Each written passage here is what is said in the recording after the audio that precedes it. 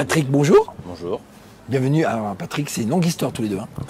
Patrick, tu es le coprésident du colloque scientifique qui est en parallèle de Ludovia, parce qu'à Ludovia, il y a plusieurs événements depuis le début des temps, depuis 13 ans. 13 ans. Donc l'idée, il y a Ludovia Retour d'expérience et en même temps, il y a un colloque scientifique qui propose... c'est un colloque scientifique, donc qui propose des interventions de plusieurs... Enfin, il est organisé comme tout colloque scientifique avec un appel à communication. Et chaque année, il y a un thème. Chaque année, il y a un thème. C'est le même thème que celui de Ludovia. Celui de Ludovia, mais en fait, qui est même celui qui préside à celui de Ludovia. C'est-à-dire que le thème du colloque scientifique est choisi en amont de l'organisation de l'université d'été, et ça devient le thème de l'université d'été. L'idée, donc, on a cette contrainte en tête. C'est plus une contrainte à l'heure actuelle, mais on a en tête cette idée que il faut que le thème puisse être assez fédérateur pour permettre à l'université d'été de trouver son compte. Voilà. C'est un thème qui soit d'actualité. Voilà. Et puis aussi un peu en perspective, en prospective. Combien de participants? Alors là, cette année, on avait 39 participants, 39 intervenants. Voilà, plus des participants, des gens qui sont qui ne participent pas, qui n'interviennent pas dans le colloque, mais qui sont venus suivre, écouter, écouter donc des doctorants, des enseignants-chercheurs, professeurs, maîtres de conférences, des doctorants. Le colloque a cette volonté et particularité d'être pluridisciplinaire, avec un glissement dans les disciplines progressivement. Là, il y a plus d'infocom maintenant qu'avant, de centre d'information et de la communication qu'au départ. Moins de sciences de l'ingénieur. On a plus de mal à y faire revenir. Mais vous ne serez pas déçus. Mais voilà. D'accord. Donc, appel à publication, on envoie les publications, on trie, on prend ces questions intéressantes et ils viennent présenter ici. Ils viennent présenter ici et l'intérêt. On a aussi travaillé au développement, je dirais à la valorisation des travaux. Donc, alors tout ce qui a été proposé ici est diffusé sur le site Culture Numérique. C'est-à-dire que le site Culture Numérique a un ISBN et donc je dirais il y a une sorte d'officialisation de la publication.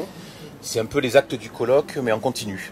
C'est-à-dire qu'au fur et à mesure qu'on a les publications, on les met en ligne. D'accord, c'est pas date fixe, on continue. Et ensuite, il y a la possibilité, on reprend une thématique du colloque et on la propose à un numéro de revue. Alors principalement, là, c'est Interface numérique, qui est la revue de Nicole Pigné, à partir de laquelle, qui a beaucoup été présente sur le colloque Ludovia, et qui permet en fait cette valorisation.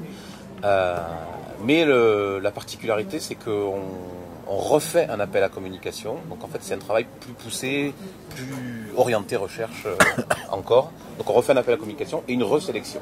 D'accord. De toute façon, si je veux le chiffrer, il y a une trentaine, entre 30 et 40 communicants à Ludovia. Le numéro de revue a 7 ou 8 contributions. Donc, voilà. Pourquoi je mets les doigts comme ça? C'est parce que l'idée de faire en parallèle le colloque scientifique et Ludovia, c'est qu'il y a une certaine porosité entre les deux. Des gens de Ludovia aillent au colloque scientifique. Il y en a beaucoup, tout le monde, non, je pense pas, mais il y a quelques-uns qui font ça. Et l'inverse aussi. Oui. Donc ça vous apporte quoi, cette porosité? C'était le point de départ. En fait, le colloque a été créé à l'intérieur de l'université d'été. Donc l'université d'été englobe le colloque scientifique. L'intérêt pour nous, c'était justement que dans ce domaine où, au départ, quand le colloque a été créé, vraiment les gens qui travaillaient sur le numérique dans leur domaine étaient relativement esselés par rapport à leur discipline. C'est-à-dire qu'en gros, t'es sémioticien, tu travailles sur le numérique il y a 10-15 ans. Il n'y a pas d'autre monde que toi qui travaille. Enfin, il n'y a pas beaucoup de monde qui travaille sur le numérique.